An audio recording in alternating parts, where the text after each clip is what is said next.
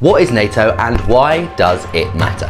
Ever since Russia invaded Ukraine back in February, you've probably heard a lot about NATO, but you might not be sure exactly what it is. So NATO stands for North Atlantic Treaty Organization, and it's basically a defensive military alliance. It was originally formed in 1949, and its founding members included the USA, Canada, the UK, and France. It currently has 30 members, and if Sweden and Finland join, which they would like to do, then there will be 32 members. In order to be allowed to join NATO, you have to tick a lot of boxes. Among them includes being a democracy, treating minorities fairly, and committing to resolve conflicts peacefully. Possibly the most important thing about NATO is something called Article 5, and that is basically an agreement among all member states that if one of them comes under attack, all of them will come to their defense. And it's because of this article that, in spite of all their support, NATO actually isn't sending Ukraine soldiers or troops on the ground. Don't forget that Ukraine isn't a member of NATO, so NATO isn't obliged to come to Ukraine's defense, and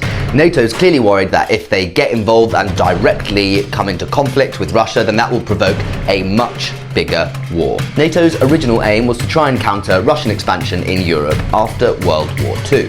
After the Soviet Union collapsed in 1991, lots of the European countries in the East who had been allies of Russia became absorbed into NATO, places like Estonia, Latvia, and Lithuania. And it is no secret that this expansion has really angered Russian President Vladimir Putin. The war in Ukraine, to put it lightly, has strained the relationship between Russia and the West, and NATO's leader has now described Russia as posing a direct threat to our security, to our values, and to the rules-based international order.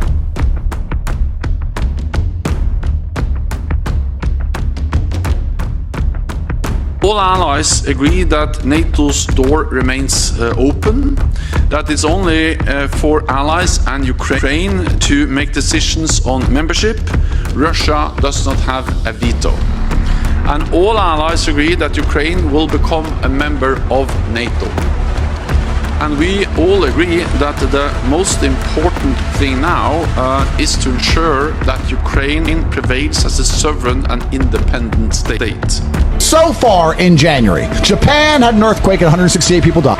Miami had mall aliens. Iran and Beirut were attacked. The release of all the Epstein documents. Air Alaska, the plane door blew off mid-plane, and Air Alaska's answer to that was not, "Don't worry, we're safe to fly on." Instead, promising to put more gays and more people of ethnic minority inside of the cockpit. Inside of New York, there was a synagogue full of tunnels underneath it where they were tracking children. BDC went up, and then Ecuador gangs took over the TV station, and a civil war started against the government. And then South Africa managed to sue Israel at the ICJ.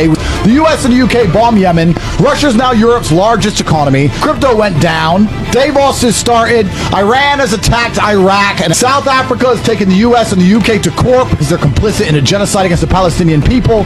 And it is the 16th of January. 2 weeks into 2024, all of this has happened. A year ago, I would say, Terry, is that there's a lot of things that have happened in the armed forces and in the defense organizations.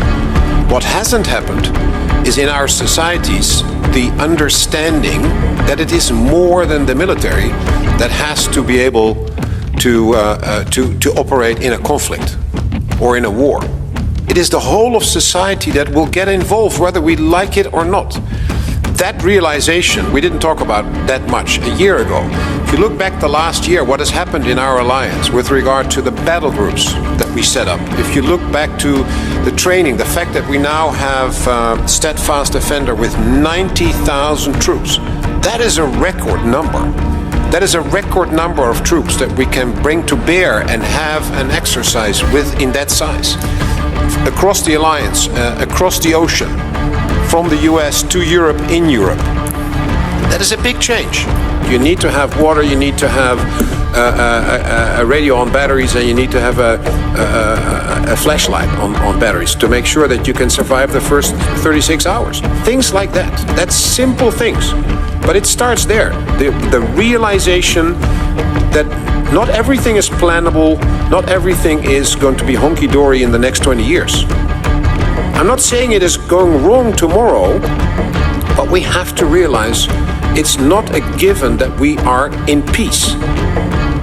And that's why we have the plans. That's why we are preparing for a conflict with Russia and the terror groups if it comes to it. If they attack us, we're not seeking any conflict. But if they attack us, we have to be ready. Steadfast Defender 24 will be the largest NATO exercise in decades, with participation from approximately 90,000 forces from all 31 allies, plus our good partner, Sweden. The alliance will demonstrate its ability to reinforce the Euro-Atlantic area via transatlantic movement of forces from North America. This reinforcement will occur during a simulated emerging conflict scenario against a near-peer adversary. Steadfast Defender 24 will be a clear demonstration of our unity, our strength, and our determination to protect each other, to protect, of course, our values and the rules-based international order.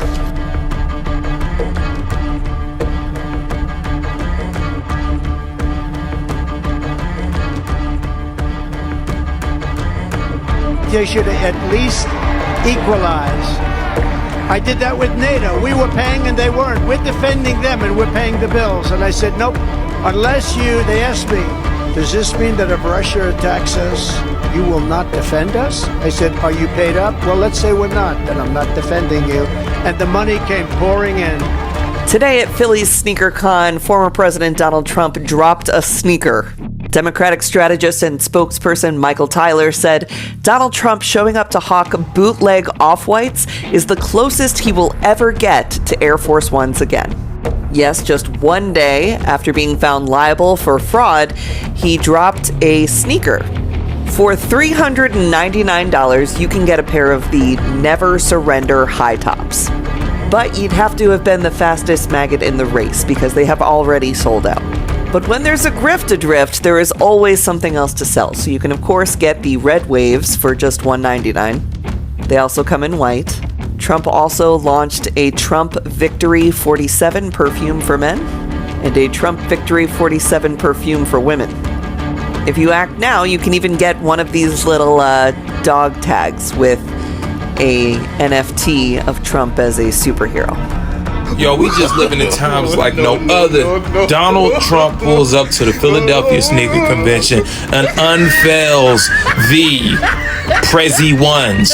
$399 gold sneakers. Prezi Ones is my name for them, by the way. They have to sell roughly 877,130 sneakers to cover that $350 million fine.